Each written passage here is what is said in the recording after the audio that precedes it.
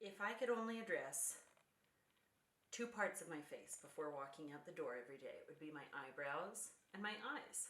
Cheeks, lips, doesn't matter. People are looking in your eyes all day. It's a no-brainer.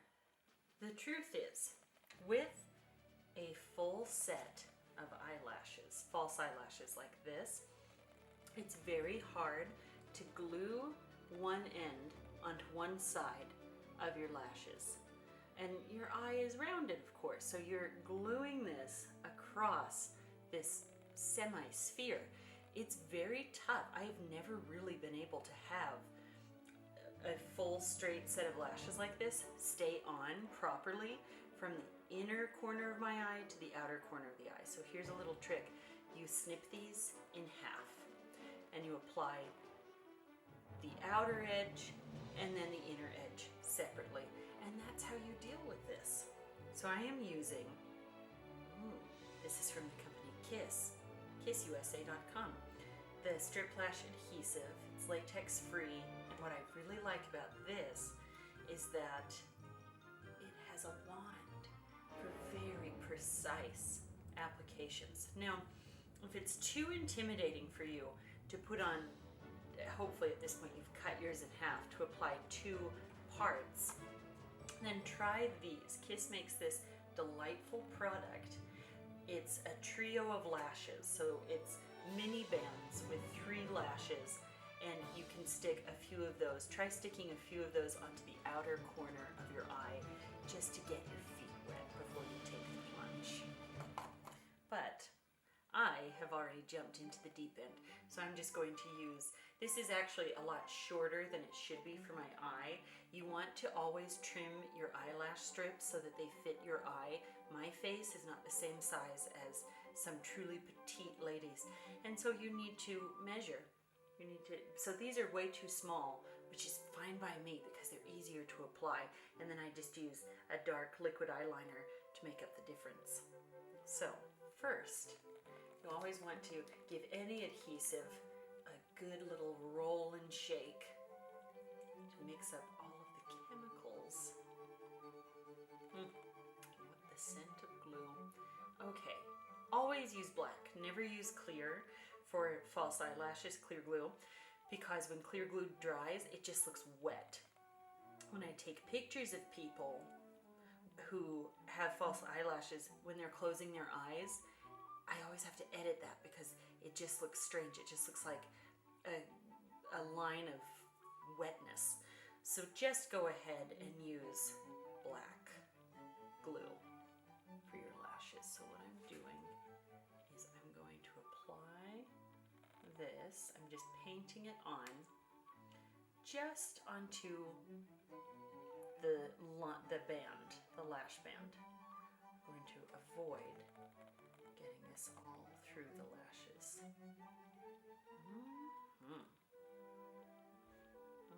You're just going to let it dry for a sec. This is the only time it's acceptable to be tacky.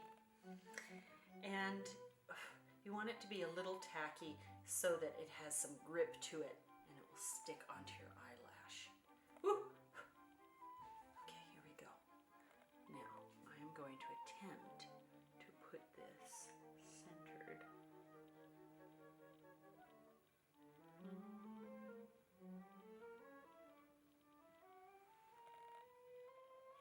Success. It's success. Look at the difference. Haggard, world-weary, having a hard time. Fresh, bright, ready to do this. Oh my word. Okay, now lash number 2. That's the tricky thing. Yes, we've had success in one part of the face, but now we have to duplicate it. So I'm painting the lash band with my black lash glue. Oh my goodness. I feel greatness. We're going to let it get a little tacky.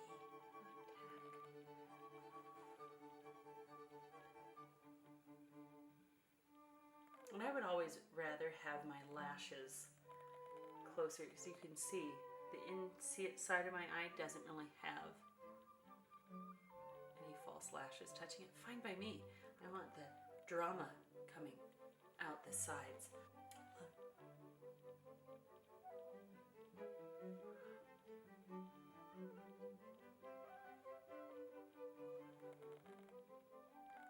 We're 2 for 2. We are 2 for 2.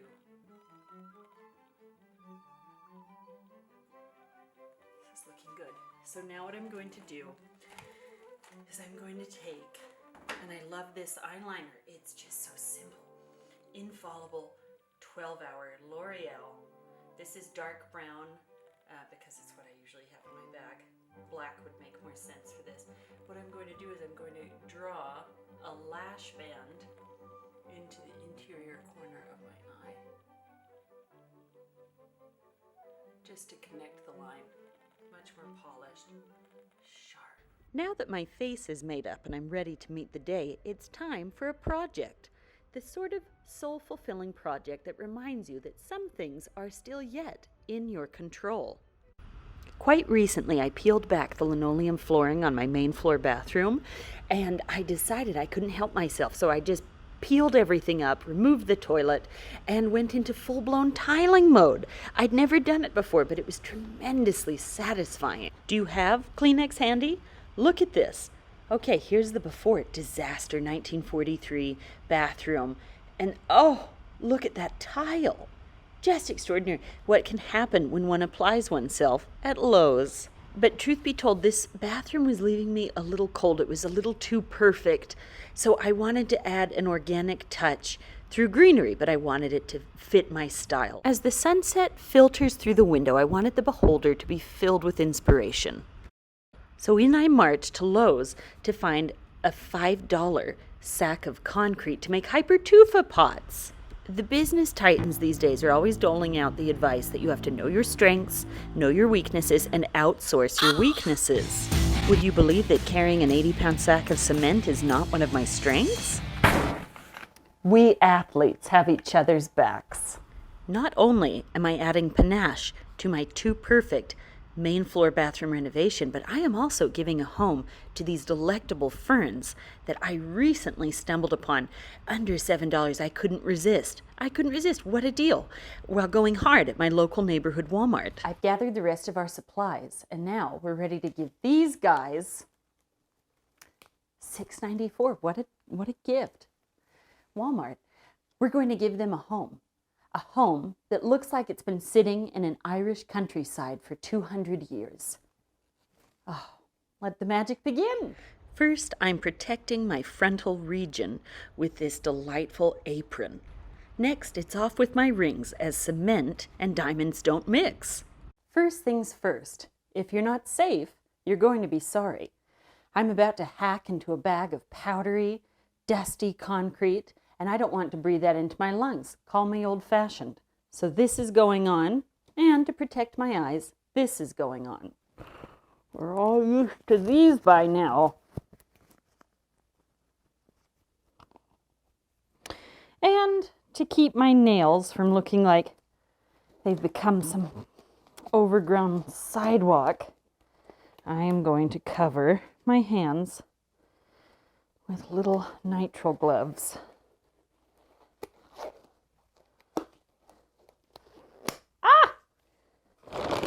I'll move my peat moss over here. I feel like I'm about to dig into some pirate treasure when she's hiding coins or something. Ah, gotcha. Lots of stones in this. I wonder if that's normal. Look at this. Stones all over the place. For the sake of brevity, I'm going to move a little bit faster through this segment of just unloading the concrete into my mixing bucket to be mixed with water. If only life sometimes moved as quickly as a time lapse. Realizing that cement dust and couture don't mix, I made arrangements for more suitable attire. I added water and mixed and stirred. This was too soupy, so I had to add more cement powder to get sort of a rockier, more moldable, packed consistency, ultimately ending up with something akin to ground beef. The method, the gloves stay on, goodness knows. The method that I'm going to use is wet sand shaping. So the wet sand is going to be my mold that I'm going to pour this delicious stew over, my concrete stew.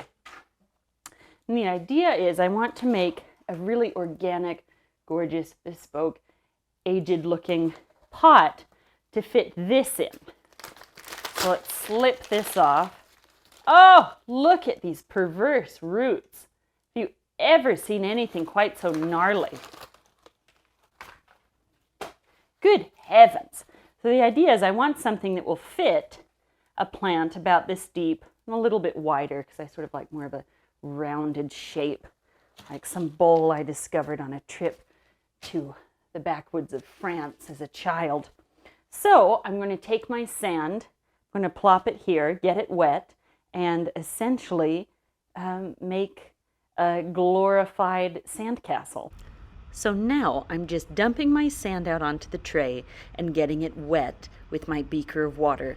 Now here's the real benefit of using sand. Now the fun thing about using sand is that it's completely custom. You can make really, you can make lots of different things. You could really make anything that your imagination can think of. So if I wanted to make a long hypertufa pot to go down the center of a table, fine. I'll shape my sand accordingly. Oh my goodness. Okay, this is looking gorgeous. It really is. Oh my goodness gracious. Okay, and I've got this next to it, so is it high enough? It could always be higher, so I'm going to build up my sand mound.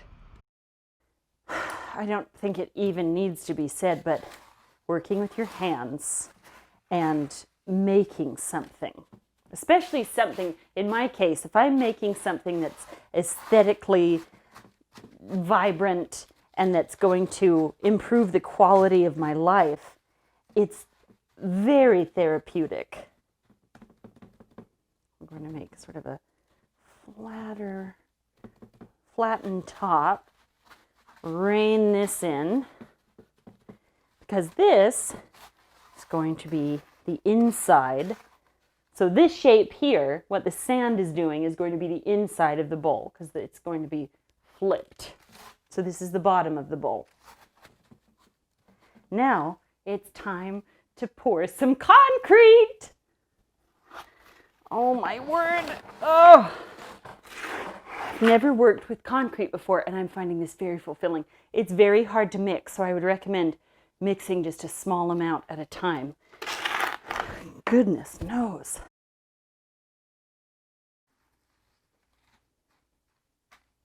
Look at that.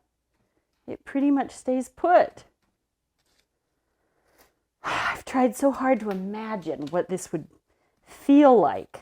Because it has rocks in it and it's so grainy, you can't say mix it to the consistency of pudding unless your pudding has rocks in it. I'm packing this nice and thick so that it has strength and longevity and so that no little pieces crumble, making holes.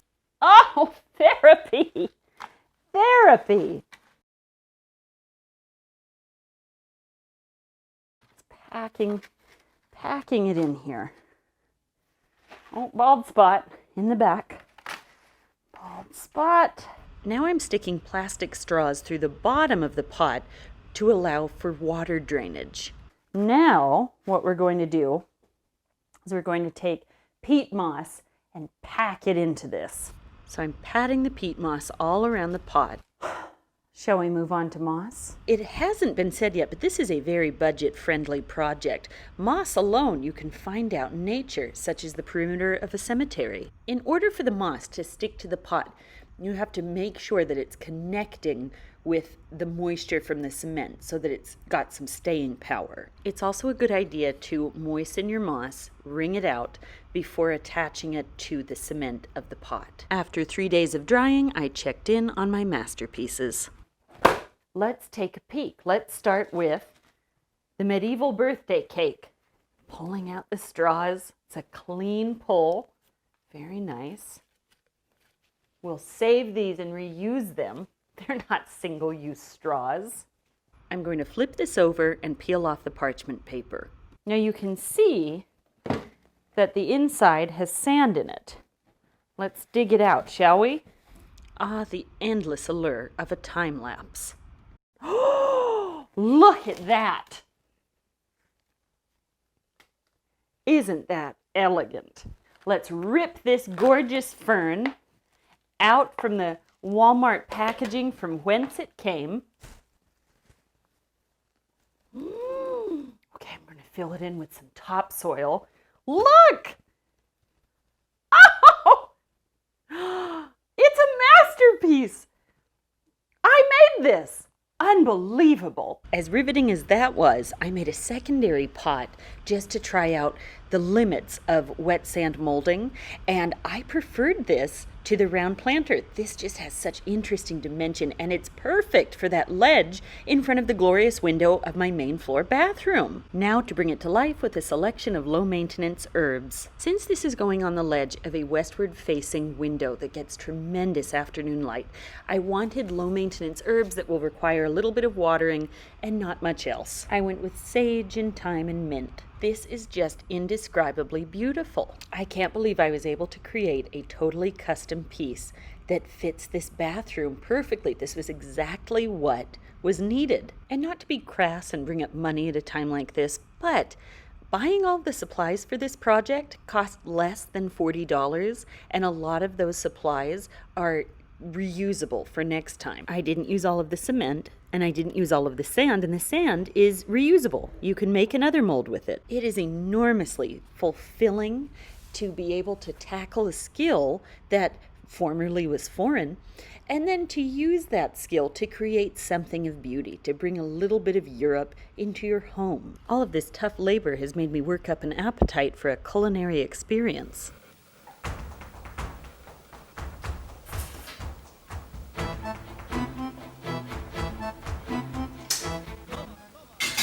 Now you may be wondering, why am I sitting in a bathtub with 2 burgers and a freezing cold Coke Zero in front of me? The answer actually makes perfect sense. It's almost as though I'm in a quarantine, suddenly child-careless, and having a culinary experience, which does require focus, mind you, is no longer attainable at my dining room table while being asked about 1,000 questions. Also, is this tray perfect for this or what? I thought it might be valuable to compare and contrast a gourmet burger with a common fast food burger. Now this is not a rant, this is not a bash. Both have their pros and both have their cons, and we're just going to dive on in and explore the two.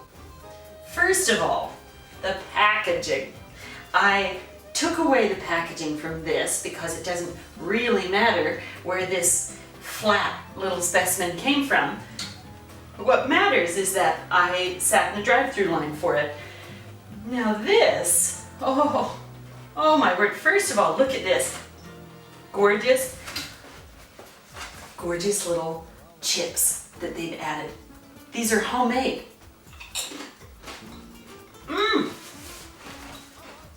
I live for accoutrement. Now this appears to be some sort of a fancy brioche bun. Now the burger, oh my word, it's high quality. We've got some aioli in there. I chose cheddar, just a stout, classic, time-honored traditional cheddar for this burger. And boy, am I glad I did. I like the color. When I get a burger, I like it to be, how do I say this, normal? I like typical time-honored flavors because I don't usually eat burgers. Certainly not dropping them in my bathtub like bath bombs. But I like classic burgers. I'm not looking to be shocked. I'm not looking to be challenged by some biting goat cheese or some questionable sauce. I just want something classic. And now the aioli is a bit of a stretch for me, believe it or not. Good heavens, look at the shine on that. Oh, You don't get this at a typical drive-thru. An elegant little bamboo steak. One more chip before I tuck in.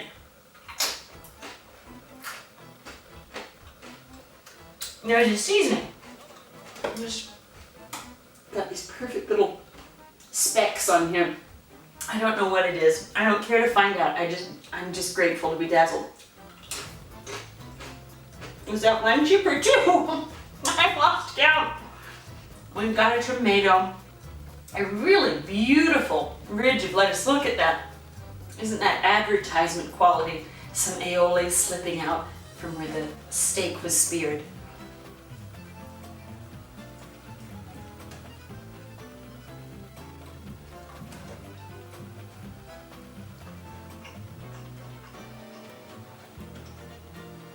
That burger's got teeth. This has strength. Oh my word. And if this burger were a wrestler, it would just dominate any league you put it in. And this is a local place. This wasn't flown in from New York City. This is from a local place. Oh!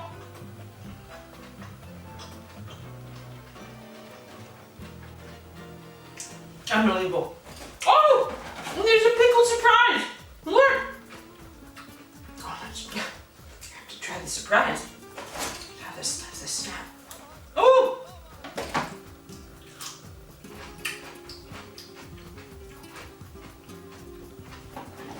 It's a masterpiece. Everything a burger should be. That beef is so flavorful. Oh, the bread.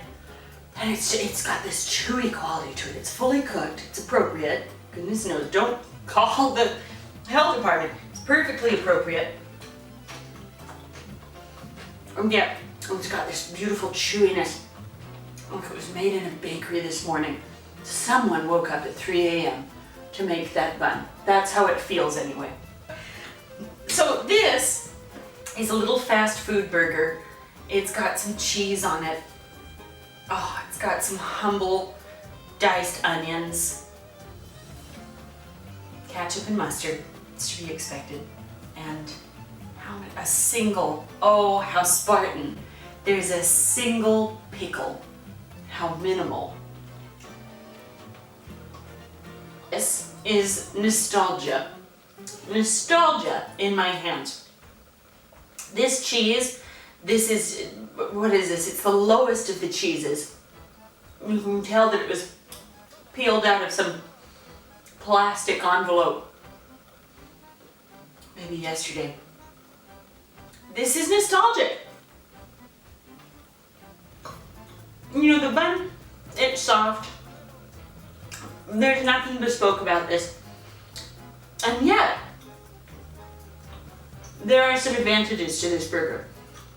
Number one,